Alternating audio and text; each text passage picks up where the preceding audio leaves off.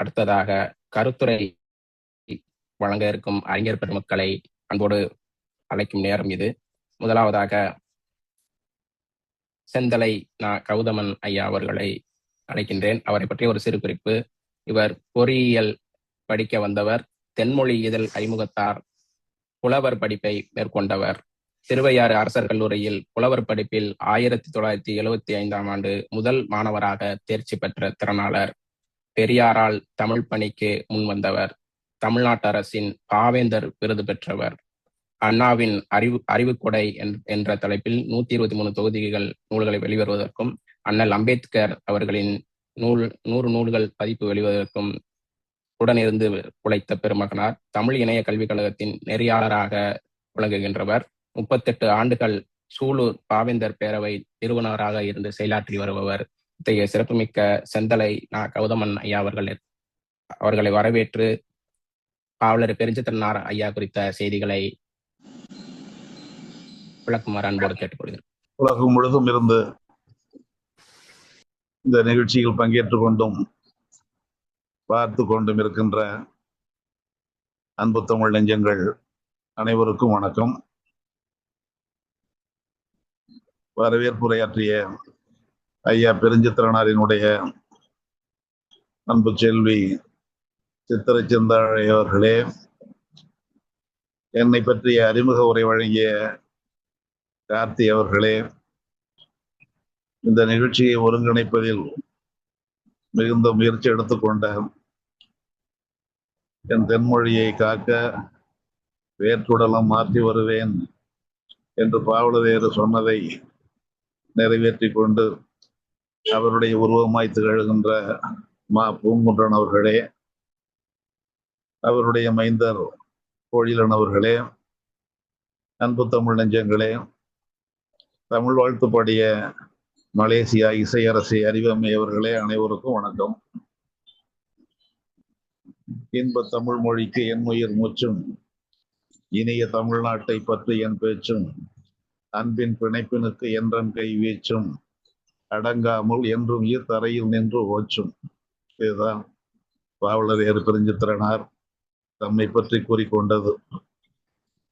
அவருடைய நாடு, மொழி, இன சிந்தனைகள் அவர் படைப்புகளில் எப்படி வெளிப்பட்டிருக்கின்றன என்பதை சித்திரை செந்தாழை அவர்கள் ஆண்டு வாரியாக அவருடைய படைப்புகளை குறிப்பிட்டே விரிவாக பேசினார். இந்த அரங்கத்திலே பங்கேற்றிருக்கின்ற பலரும் ஐயா அவர்களுடைய படைப்புகளோடு உறவாடியவர்கள். அவர்களுக்கு சிலவற்றை நினைவூட்டுவது ஒரு வகையில் நல்லது. பாவலரேறு பெருஞ்சித்திரனார் அவர்கள் இன்றைக்கு பாடியிருந்தால் என்ன பாடியிருப்பாரோ அந்த பாட்டை எல்லாம் அன்றைக்கே பாடிவிட்டு சென்று விட்டார். உலகம் முழுக்க இருக்கின்றவர்களுக்கு செய்தி தெரியுமோ என்னவோ, இங்கே தமிழ்நாட்டில் இருக்கின்றவர்களுக்கு 4 நாட்களுக்கு முன்னால் மேல்நிலை படிக்கின்ற ஒரு மாணவி கழிப்பறை இல்லாத காரணத்தினால் உயிரிழந்த ஒரு அவலமான சூழல். அவர் கொடுத்த குற்றச்சாட்டை கூட தீர்வு காண்பதற்கு மனமில்லாமல் புறக்கணித்த காவல்துறை. இந்த செய்திகளை எல்லாம் இங்குள்ளவர்களுக்கு நன்றாக தெரியும். இப்பொழுது ஊடக செல்வாக்கு இருப்பதனால் ஓரளவு வெளிநாடுகளில் உள்ளவர்களுக்கு கூட அவையெல்லாம் தெரிந்திருக்கலாம். இதை சொல்வது போல அன்றைக்கே பாவலரேறு பாடியிருப்பார். அதுதான் நாடு. மக்களை நெசிப்பவர் அவர். பாவலரேறு எப்படி எழுத வேண்டும் என்று சொன்னார். பாட்டெழுது தம்பி பாட்டெழுது, இந்த பாரினில் உள்ளவர் பாட்டெழுது, ஏட்டை எடு ஒரு தூவல் எடு, நன்கு எண்ணிய பின் ஒரு பாட்டெழுது, புள்ளினை பார் ஒரு புழுவினை பார், குப்பை புழுதையில் உடன்றிடும் மக்களை பார். அதனாலதான் நான் அந்த மாணவியை பற்றிய செய்தியோடு என் பேச்சை தொடங்குகிறேன். புல்லினை பார் ஒரு புழுவினை பார், குப்பை புழுதையில் உடன்றிடும் மக்களை பார், தொல்லையை பார் அவர் துயரினை பார், அதை தோண்டி புதைத்திடும் பாட்டு. இதுதான் பாட்டு என்றார். அந்த பெண்ணுக்காக எழுதிய பாடல் போல அன்றைக்கே எழுதியிருப்பார். நட்ட நடுத்தெருவில் தம்பி 4 இல்லா பொழுதில் பெரும் கெட்ட இடி செயல்கள், பெரும் கீழ்மை இருள் வினைகள், பழி சொட்ட நடக்குதடா, வெளி சொல்ல முடிவதில்லை. அவர் முக்காலத்துக்கும் பொருந்துகின்ற பாடல்களை எல்லாம் வழங்கியிருக்கிறார். இதே சூழலிலே இன்னும் ஒரு தோழர் இந்தி வல்லாண்மை எதிர்த்து இந்த எழுத்துக்களை எல்லாம் அழிக்க சென்ற இடத்துல தொடர் வண்டியின் முன்னால் பாய்ந்த நிலையில் உயிருக்கு போராடி கொண்டிருக்கிறார்.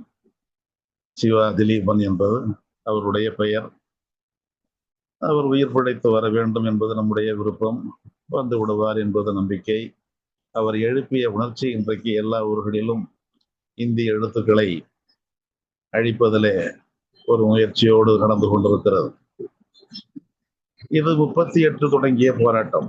2026 அதை பற்றியே பேசி அதற்காகவே தலைப்பட்டு அதற்காகவே உயிரினம் செய்கின்ற அளவிற்கெல்லாம் நடந்து கொண்டிருப்பதை பாவலரேறு அன்றைக்கே பாடினார். எவ்வளவு காலத்துக்கு தாங்க இப்படி இதே போராட்டம், எவ்வளவுதான் எழுதுவது, எவ்வளவுதான் பாடுவது, எவ்வளவு பேர் தான் இறப்பது என்பதை உணர்வு பொங்க எழுதியிருப்பார் பாவலரேறு. பாவலரை ஒரு அறிஞராக தெரிந்து வைத்திருக்கிறார்கள். அவர் தேசிய இன விடுதலைக்காக பாடுபட்டவராய் தெரிந்து வைத்திருக்கிறார்கள். அவர் ஒரு மாபெரும் பாவலர் என்பதை அறிந்திருப்பவர்கள் எண்ணிக்கை அந்த அளவுக்கு வளரவில்லையோ என்ற எண்ணம் வருகிறது. எத்தனை நாள், எத்தனை ஆண்டு, எத்தனை போர், எத்தனை பேர், எத்தனை தோல் இன்றி எழுவதோ, எத்தனை பேச்சு, எத்தனை தாள், எத்தனை பாடு, எத்தனை பாட்டு, எத்தனை தாம் எழுதி குவிப்பதோ, எத்தனை நாள் நம்பருப்பது, எத்தனை பேர் நாம் இறப்பது, எத்தனை நாள் இந்தி எதிர்ப்பதோ, ஒத்தினையும் எண்ணமில்லை ஒன்றிரண்டு பார்த்துவிட ஊர்ப்படைக்கு நாளொன்று உரைப்பமே. அவருடைய குமுறல் இன்று வரை பலரை இயக்கி கொண்டிருக்கிறது. பாவலர் அவர்களுடைய பாடல் மக்களை நேசித்த பாடல். மக்களை நேசிப்பவர்கள் மக்கள் மொழியை நேசிப்பார்கள். மொழியை நேசித்தால் மொழி பேசும் இனத்தை நேசிப்பார்கள். இனத்தை நேசித்தால் இனம் வாழும் நாட்டை நேசிப்பார்கள். இதுதான் இந்த கருத்தரங்கினுடைய மையம்.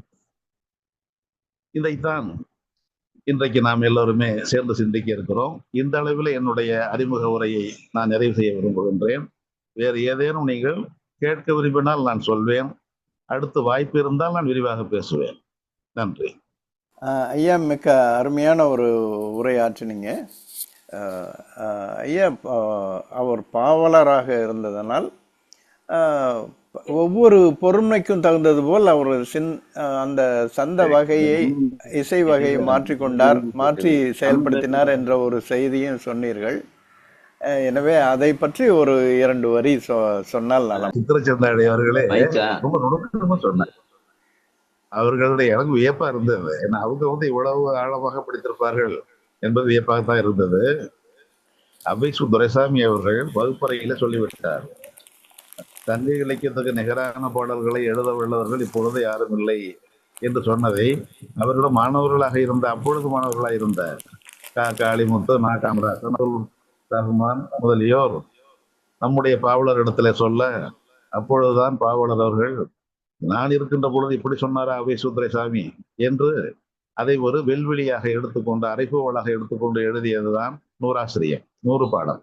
அந்த 100 பாடல்களிலே 5 பேரை மட்டும்தான், தனிமாந்தர்கள் 5 பேரை மட்டும்தான் அவர் பாடியிருப்பார். அதுல அவங்களே நல்ல சொன்னார்கள். செந்தாழை அவர்கள், செந்து என்று பாவலர் அழைக்கின்ற அந்த செந்தாழை அவர்கள் அமெரிக்காவிலே இருந்து பேசுகின்ற அந்த காட்சியை பார்த்தோம்.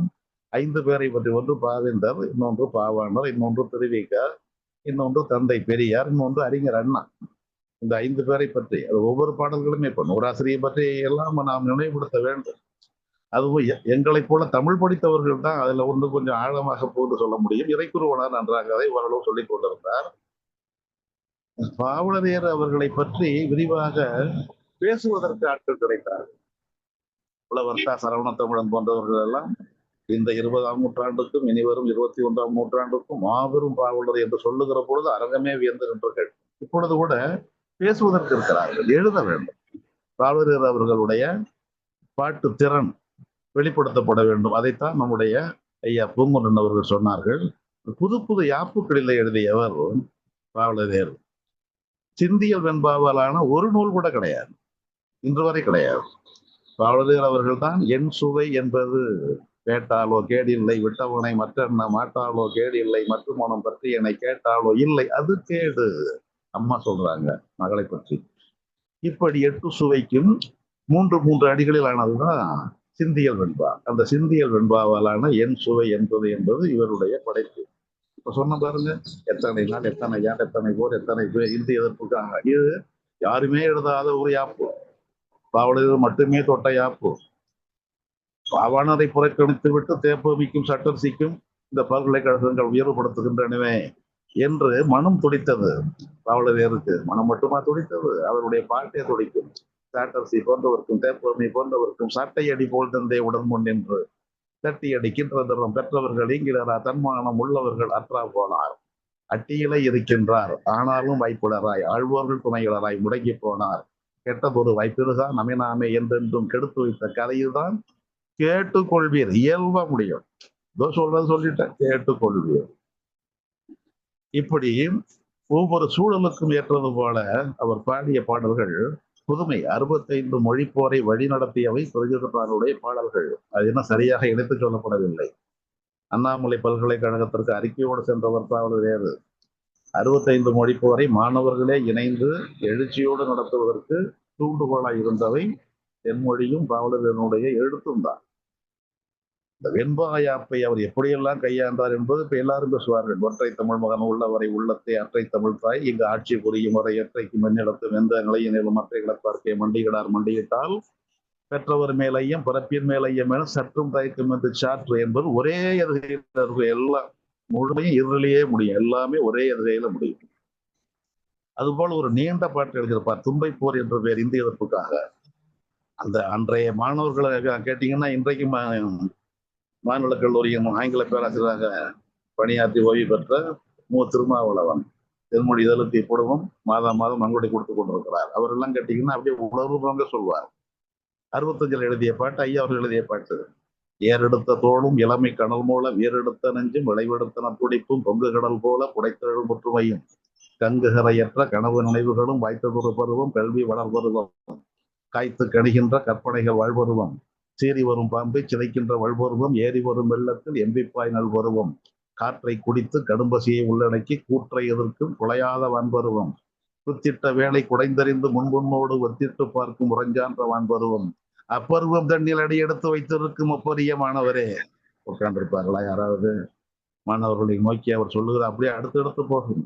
இற்றை தமிழருக்கு இருக்கு முதலெல்லாம் மற்றை தமிழை அது தவிர மற்றவரின் மானம் தனிப்பெருமை மங்காத நல்லவரும் வானை சிறிதாக்கும் வல்லன்மை இகையரும் சொல்லிக்கொண்டே போவார்.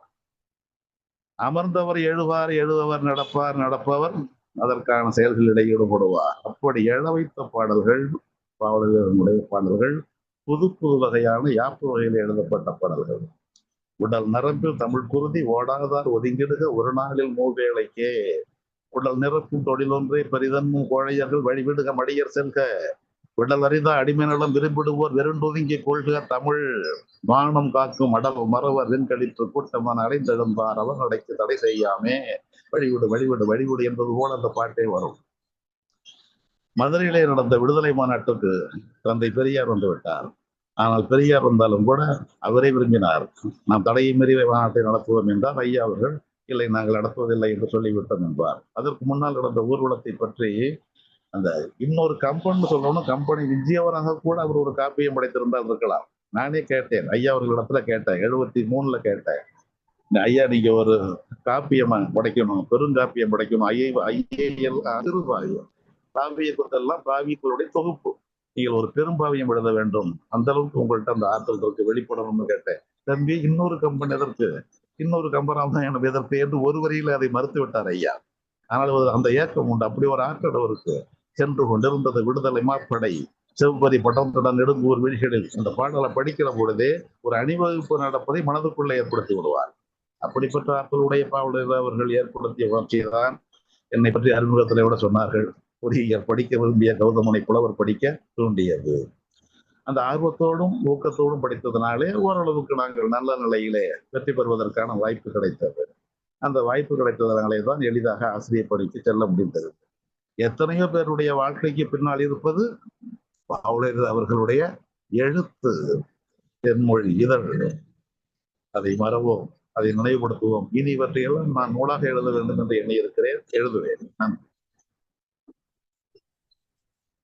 நன்றிங்க ஐயா. கண்டிப்பா அந்த நூல்களுடைய வரவை நாங்க எதிர்பார்க்கிறோம். ஏன்னா உள்ளத்திலிருந்து ஐயாவின் பாடல்களை ஊற்றன அப்படியே நீங்க கொண்டு வந்து வெளிக்காட்டினீங்க. அதிலிருந்து பாவலர் மீதும் அவரது எழுத்தின் மீதும் தாங்கள் கொண்டுள்ள தாளாத அன்பும் பற்றும் புரிகிறது. பாவலர் ஐயா அவர்கள் ஒரு சிறந்த முற்காணி என்பதையும் அவருடைய கருத்துக்கு ஏற்ப அந்த யாப்பியல் வடிவங்களையும் எடுத்து விளக்கினார் ஐயா அவர்கள். சிந்தியல் வெண்பா என் சுவை என்பது இதெல்லாம் எடுத்து ஐயா சொன்னாங்க. ஐயா அவர்களுடைய கருத்துக்கு மிகுந்த நன்றி.